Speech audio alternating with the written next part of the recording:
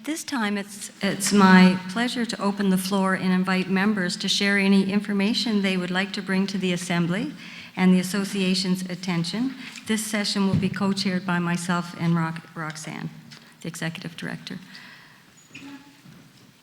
So it's to encourage dialogue and exchange of ideas or things you've been hearing in the community, or also direction to your Board of Directors as we move forward. We recently did adopt a strategic plan, but we limited it to 2015 to 2017 as we knew that we would be bringing in a new Executive Director, and the Board of Directors felt that was prudent to have a shorter plan and move forward.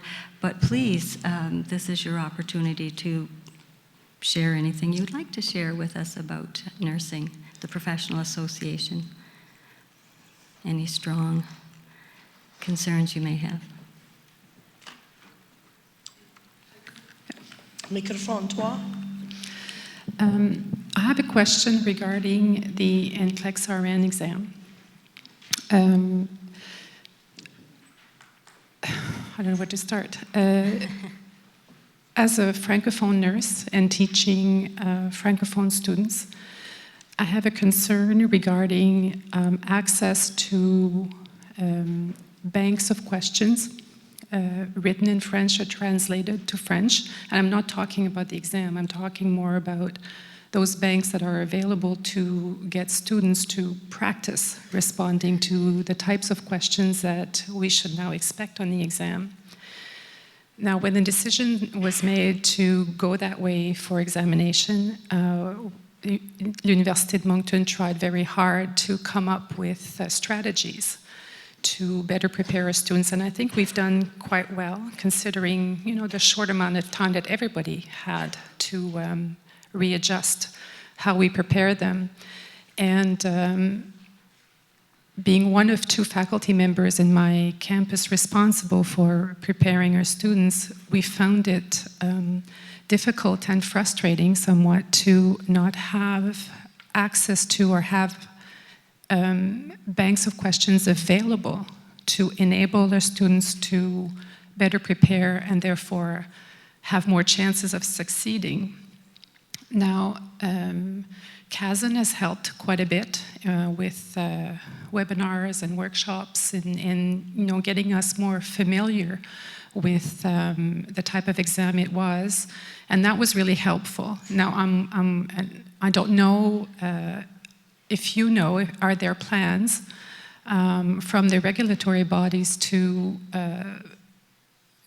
provide more information and more material to better prepare Francophone nurses for this exam?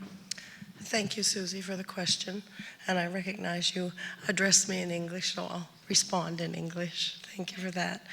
As you know, we've transitioned to the NCLEX-RN exam starting in January of 2015. So up until the October writing in 2014, we were still using the Canadian Registered Nurse exam.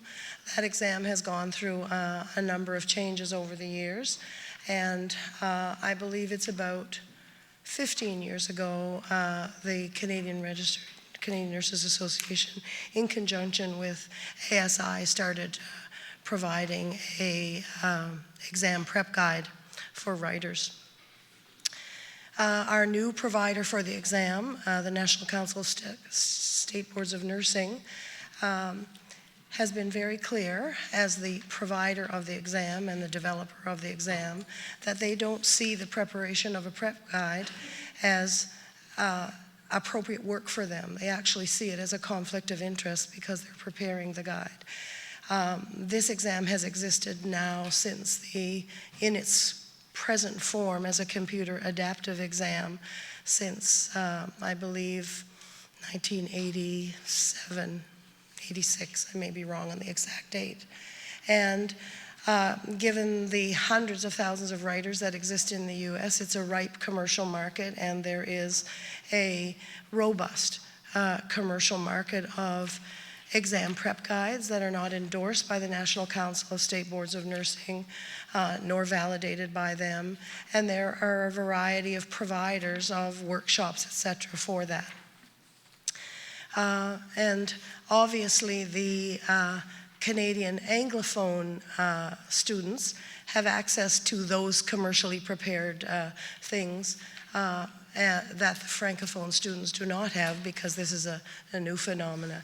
And this is not the first conversation that Susie and I have had, or a number of the faculty from the Université de Moncton and the directors of programs. And I want to publicly, Susie made allusion to the work they have done, but I want to publicly acknowledge the commitment of the faculty at the Université de Moncton and the effort that they have made to assist their students in preparing for this exam. Teaching team led by Susie de Roche-Hendricks and Chassé, supported by faculty across the 3 sites of Université de Moncton, as well as students, have been translating questions available commercially to start to give their students some opportunity to practice, and I need to commend you for that. The CRNE was delivered for a long time before there was a Francophone prep guide, and some of the discussions that I had, I believe, when we met last October, France, with faculty representatives was perhaps, and given all the work you've done, perhaps there's a commercial opportunity for the Université de Moncton, given that this doesn't exist on the market, and that we know that there's some robust infrastructure in New Brunswick around Francophone publishing that could help that, and NANB would certainly be happy to bring our voice to that and to mobilize and advocate for funders who might possibly be interested in that, governments, etc., supporting that. So we recognize that doesn't exist.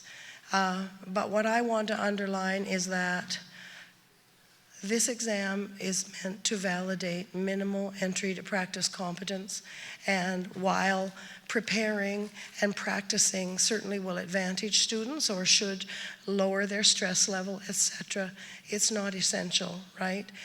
There are materials available on the NCSBN website in both languages. There are examples of some questions, not thousands or tens of thousands or hundreds of thousands like are out there on the commercial market, as well as a video that shows students what it's like to go to a writing center and experience writing the exam. So I guess the other thing that I would share with you around that for me is exciting. For everyone to understand, in Canada we've returned to about 10,000 new graduates annually from our nursing programs across the country, and a decade ago we were only graduating about 5,000. So that's a wonderful thing, and we need it given the data we reported to you this morning about the age of registered nurses. Of those 10,000 writers, there are annually usually a little bit under 300 or a little bit over 300 Francophones. So the challenge is the economy of this question and the reality of it. And recently, and I'm not breaching any privacy saying this, L'Ordre des Infirmières et Infirmiers du Québec have invited the testing director from NCSBN, Dr. Philip Dickinson, and Anne Coughlin, the chair of the Canadian Council of RN Regulators, to their board to discuss our journey to the transition to this exam, as well as the potential of that exam to meet their needs. So I am not naive. I don't think that's going to happen tomorrow. But if Quebec joins this exam, it's going to add such a robustness to the Francophone side of it, given the small number of writers and the challenges it is. But I want to underline to the members here today, there's been a lot of discussion and dialogue about this exam over the 3 years and since the decision has been made. Validating competence to enter the profession is fundamental for the regulator. So I want to reassure you that we have done our due diligence in ensuring that we're selecting a tool that can do that. We also wanted a tool that will evolve and support this function moving forward. And we believe with the contract that we've developed with the provider, the work over the last 3 years, that we've arrived at that. Obviously, this next period of writing is a big test for this exam, right?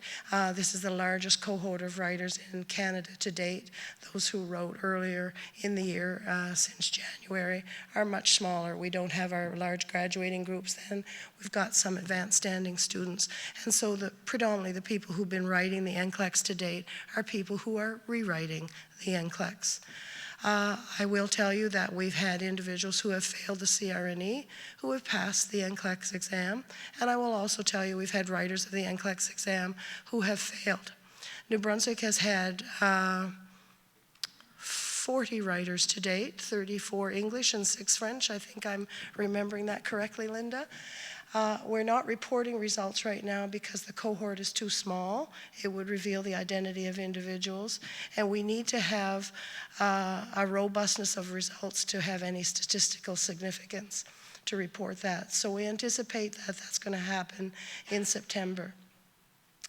I want to also say that over the 3 years of transition, Canadian nurses have been part of every part of the review and maintenance of that exam, so that every question Canadian candidates will be seeing, have seen, and will see in the future, have been reviewed by Canadian registered nurses. The exam is a translated exam, and the translation has been validated by Canadian nurses who are Francophone and speak French. The exam has been validated. The number of questions required for Francophone writers is not of the same robustness as English writers, right? Because the number is smaller, and that bank will continue to grow. But the reality is the exam provider will never produce a prep guide. They just believe it's a conflict of interest and it's not appropriate. So the challenge will be, will there be enough of a business case to be made for some publisher to get engaged in that? I also want to underline that over the 3 years, we have hosted in Canada and in Atlantic Canada and in New Brunswick a variety of workshops and conferences to prepare our educators and help them to become familiar with the exam. The most recent I referred to this morning was the co-hosted event held in Dartmouth last June or May of 2014, I think, if I'm remembering correctly. From that meeting, and I have to tell you that the 4 Atlantic provinces shared the hosting, and the largest group of educators there were New Brunswick educators, both from our University of New Brunswick and University of Moncton, so congratulations to you for that. I've made a special request to NCSBN to host a workshop here in the province. It's scheduled for August the 27th, and the materials are ready to go out. There's no cost for that. It's going to be held here at the Delta, and it's going to focus on item development. We'll be providing simultaneous translation, and it's available to only New Brunswick educators. I was approached by a Atlantic region cousin to see if we could, because I had shared that I wanted to try to make that happen, if we could have that happen in coordination with the cousin conference that's upcoming, but NCSBN didn't have the capacity. They're scheduled across the U.S., but they will be coming in August, and that may sound like a strange date for most people, but for educators, I think that falls in a good time because faculty's back to work, and it's just before students come in. So I know that's probably a less than satisfactory response, Susie, but it reflects we understand the reality, and we want to continue to work with University of Moncton and our Francophone partners, and I will tell you that my conversations with Carole Marquis, le secrétaire général de l'OEQ, have been very positive, and I don't want to be too hopeful.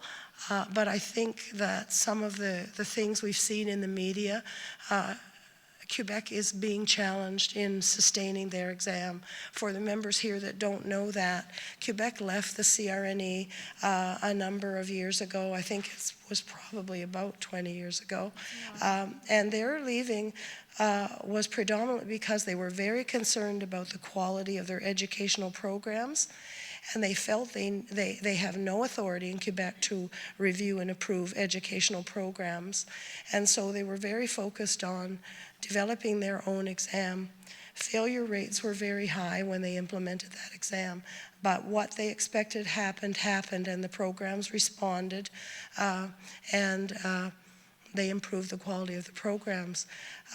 They have used a very robust examination process. They've got a team of psychometricians and experts in testing through the Université de Sherbrooke and the center there and that expertise, and had a written as well as a observed structured clinical exam component to their exam.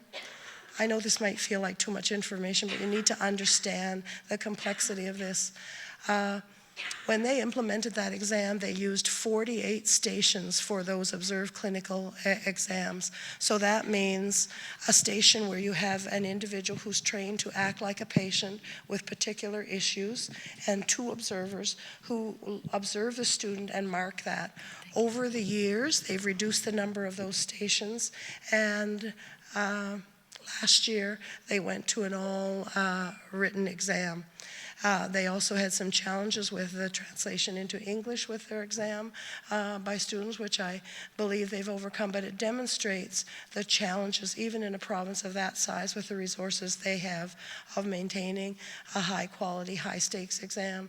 So Quebec joining with the utilization of the NCLEX exam will be very big, and for our Franca, you need to recognize we have approximately 150 Francophone writers in New Brunswick. There are 300 in Canada. So, we are using 50% of that capacity, and obviously we have a big stake in it. So thanks for the question, Susie.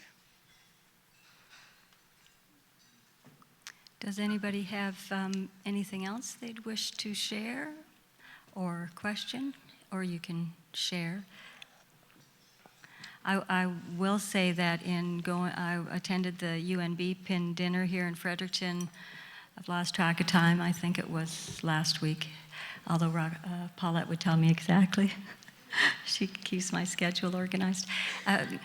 And the students did share their worry of writing the exam, and I thought back to 38 years ago when I wrote the exam and we sat here in Fredericton for 2 days. It absolutely, as a student, I can't imagine that you're not coming out worried, and whether you're going to pass your minimum competency exam to become a registered nurse and enter the profession. But the reality is most of you will, because you have been educated for 4 years by competent professors who have led you in that direction, and you now have the knowledge to pass that exam. So trust in yourself and do what you do before every exam, which is get together with your friends and your peers and you go through your studying, however your groups do that. But be confident. I would think we would not be human if you weren't worried about writing the exam, but I know that the programs we have in New Brunswick here are excellent programs, and I have confidence in not only the professors but the students in writing the exam. But I absolutely would not minimize the fear that's out there.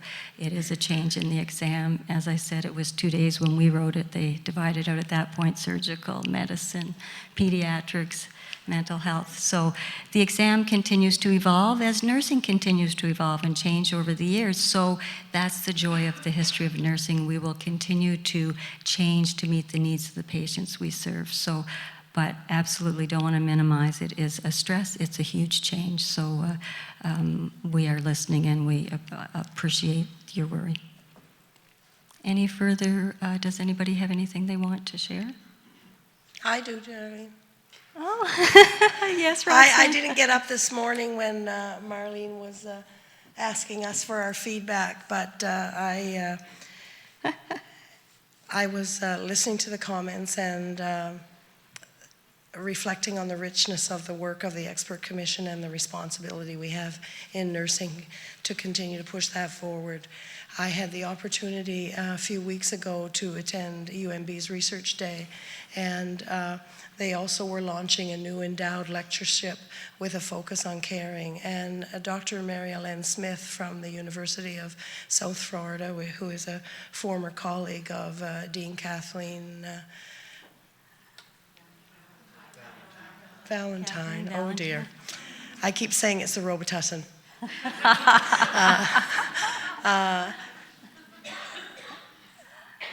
Gave 2 lectures, and caring is a very important component of the curriculum at UNB. And so her public lecture was very interesting because she talked more particularly about her own research.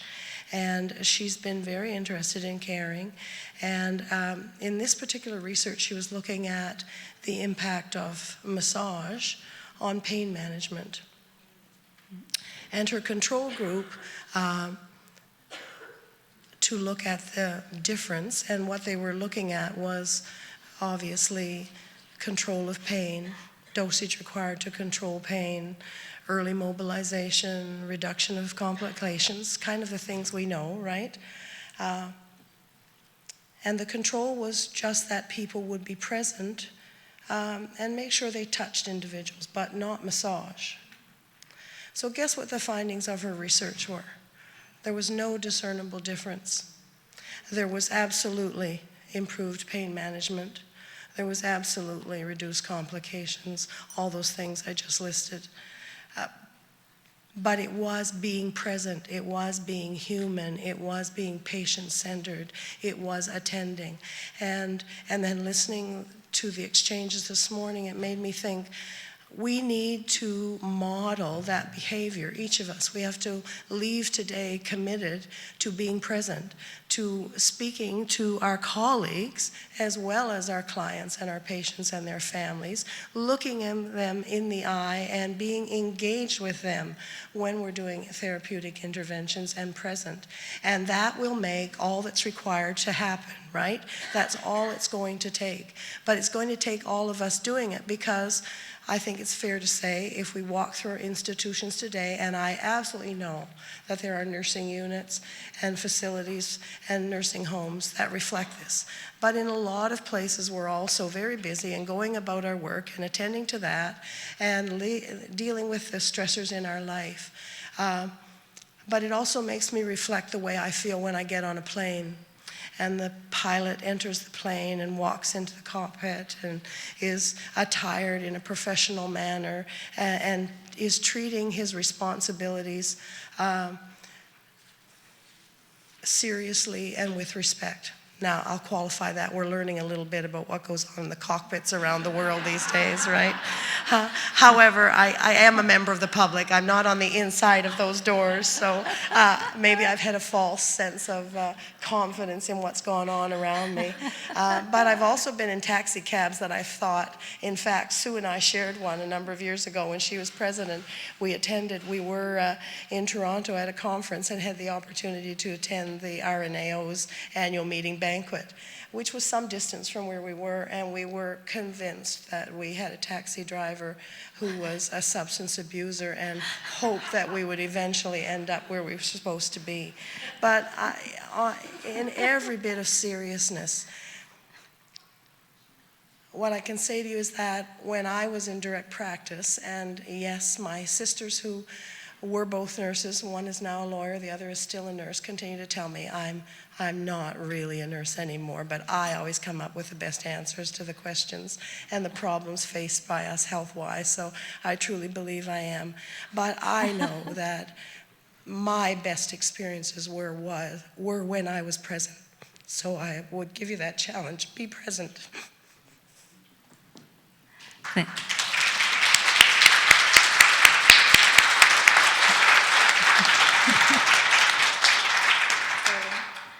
Thank you, Roxanne. Any further? Darla? Yeah. Brenda has. Oh, sorry, Brenda. You're so quiet sitting there at the mic at the front. I just wanted to comment from Dr. Samoud's presentation and discussion that You know, New Brunswick, I think, is certainly on the same track as what you've described in terms of patient and family-centered care, as well as the strategic directions. When I think about what our organization is looking at and moving forward with, I could see a lot of similarities, and that I would expect that that's not just New Brunswick and Saskatchewan, that is in fact across our country and probably internationally as well. So we're doing lots of things on both larger scale to help support those initiatives and bring that patient's experience and voice back. Not that we, I think, ever lost it. We might have got it a little bit off to the side, but I think it's so important that we as nurses are able to bring our issues, bring our concerns back to what's best for the patient. And if we can always say that and put that in context, I think that really will help us move forward and be able to address some of those patient and family concerns. We have a different generation coming forward. We have different expectations placed on us. People don't blindly follow everything that the physician has said or the nurse has said. It's very much what is it that they are concerned about. That was, your thought that it's not what can I do for you, but it's what do you need? What are your needs? They may not be the same thing as what we think they are, and certainly in different areas of practice. In home care, for example, you learn that very quickly, that when you're going into someone's home, you're invited in, and the needs are as they describe the needs, because if you're not on the same page, it's not going to happen.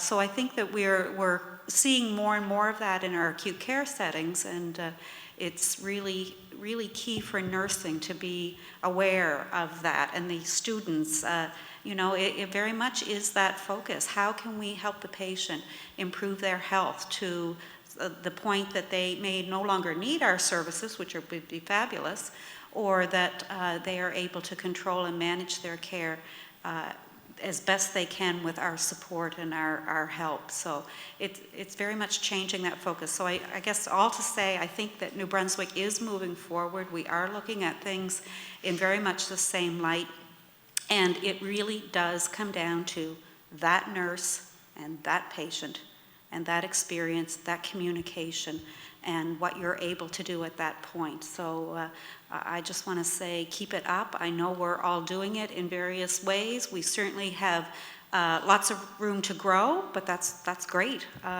And our expectations will change as we move forward. So thank you. Microphone number 4. Martha Vickers, I'm a nurse practitioner in Bathurst. And I guess I had a comment and a little bit of a challenge to each of us in the room, and it's around access to care. And I had the opportunity to sit last week with the Minister of Health on an advisory committee that he's formulated for different health professionals around the province. And he was there to listen and open for ideas. I think the take-home message is we need to be working together, and that sounds like such a simple thing that we should be doing. But everyone is still working very much in silos, trying to do the best they can, but we're not communicating as true teams. And so I think we still have a lot of work to do, and that again comes down to each individual person and trying to make the communications happen. I know in the team setting that I'm working in, I do have my own bank of patients that I follow. But again, it's setting it up so that they are the center of the team, and that's a very new concept for a lot of folks. They were used to going to see the same family physician for 40 years and being basically told this is what you need to do, or this is the medicine that you need to take. But to be able to look beyond that too, to the other people on the team. And so to move away from the physician necessarily leading the team, it should be the patient, of course, in the center, which we've been talking about. And I know I'm speaking to the converted already, but I think it's for us to get that sense through to government, because that's what patients are telling us too. They need to be heard, they need to be listened to, and a lot of times that's that's what they're looking for, is someone to be able to listen to their needs. And so perhaps that day when they come into the clinic, it may not be the physician that they see or they need to see. Perhaps it is a nurse that specialized in diabetes, or it is the LPN that's doing the foot care, or it's a respiratory therapist that needs to check their spirometry because they have COPD and we're trying to keep them out of the emergency rooms. So I guess it's a challenge that's ongoing, and I just encourage everybody to look at what you have to offer as registered nurses and the impact that you can make on a daily basis with patients to be able to communicate with the rest of us who are part of that patient's team. And because I know it can be very rewarding when I'm speaking on the phone, communicating with physiotherapists, occupational therapists, going to a school to meet with the team about a child. And they're like, wow, we've never had a healthcare professional really call us before to ask about that. But if we're really working together as a team, we need to know what's going on. And sometimes a written report just doesn't do it. It's still the old-fashioned way of talking and being able to dialogue, but yet keeping that person as the center of the care. So it's a challenge for me sometimes with some of the dialogue in the province. They're talking about medical homes versus family health teams, and perhaps it's semantics, but I still feel I'm struggling with that myself because I still feel that it needs to be patient-centered, and we've got to look at what the patient needs are and not necessarily what the provider's needs are. Thank you, Martha. Microphone number 5. Thank you, Madam President. I just want to share with the group a lesson I learned from the students this morning. And I want to tie it into something that my friend and colleague Roxanne has just so beautifully described in her passionate commentary on why we need to pay attention and have intention in our nursing practice. And it really does relate also to what Jillian said about remembering why we're not accountants, why we're not real estate agents, why we're not lawyers, is because we made a choice to be here and to do what we do. So this morning at the break, I went and just sat with the students, and a question I always love to ask students is, and there's first-year students and third-year students, I said, what's the best thing about nursing that you've learned so far? And those little smart students over there, who probably won't stand up and get up to the mic, they said, the caring. They didn't say, oh, the chance to do a catheterization or the chance to do skills, but it was the caring. So I think we need to, that reinforced to me that nursing's in a good place. New Brunswick is in a good place when you have beginning practitioners who are going to pull us into the future. But it was something that I think is a very nice thing to take home in our hearts today. Thank you, Barb. Okay, microphone 5. Just have a comment. Francine Bordage. I've been a nurse for 35 years. I can't believe it's been 35 years. And I've worked in very different settings. Currently, I'm at the Department of Health, which is very different. Roxanne mentions, we'll leave it at that. It's actually has been a great learning experience, and I have been so fortunate to, last October, to come into the Chief Nursing Officer position, and it's invigorating to work with Roxanne, to work with the LPN Association, the employers. It's been wonderful to come back to nursing. My own daughter is a young nurse, and she challenges me, which is great. I've always believed, and I still believe today, that nursing has a lot of power.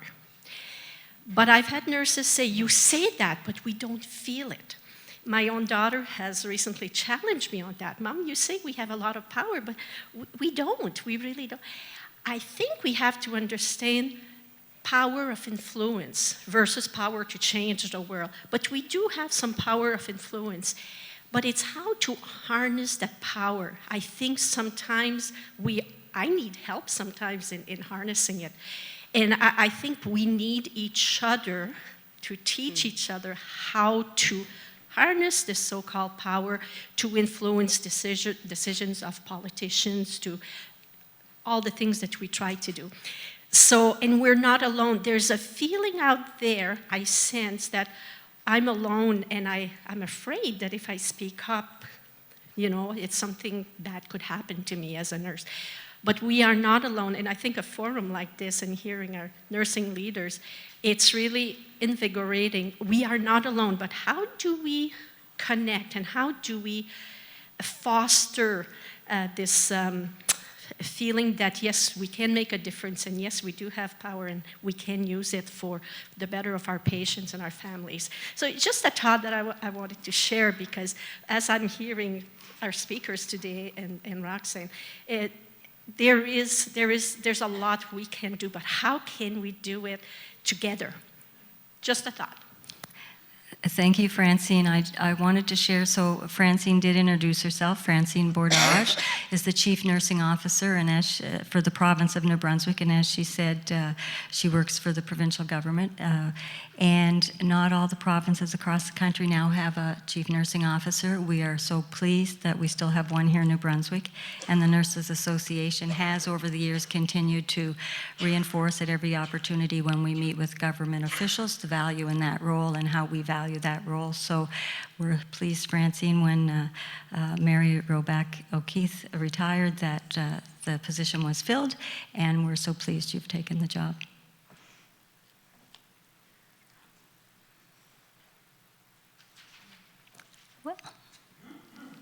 Well, thank you very much for the discussion and the feedback, and it is wonderful. And for the students, you're absolutely right.